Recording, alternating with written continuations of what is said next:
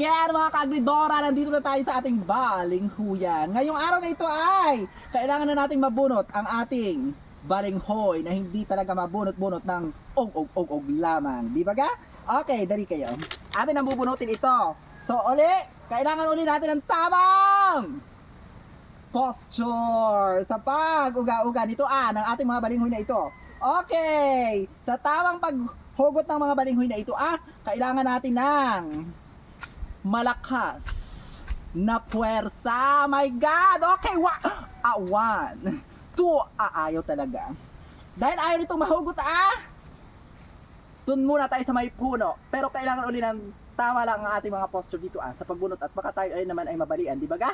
Okay, ready? 1, 2, 3. Nagalaw-galaw lang, hindi talaga kaya. Teka kailangan na natin gamitan ito ng tulong ng patik. My God, para makita natin kung talagang meron ng laman itong ating mga balinghoy. My God, yan ang hirap ng pagdudukal-dukal nito diba ka?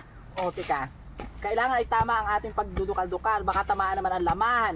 Okay, sige, tingnan natin kung kaya na natin itong maug-ug uli diba ka? Already, 1, 2, 3. Ayaw talaga mga kaagridora. Hindi kaya ni Dora mahigit ang mga balinghoy. My God. Sige, bukas uli at baka bukas naman ay kaya na itong mahugot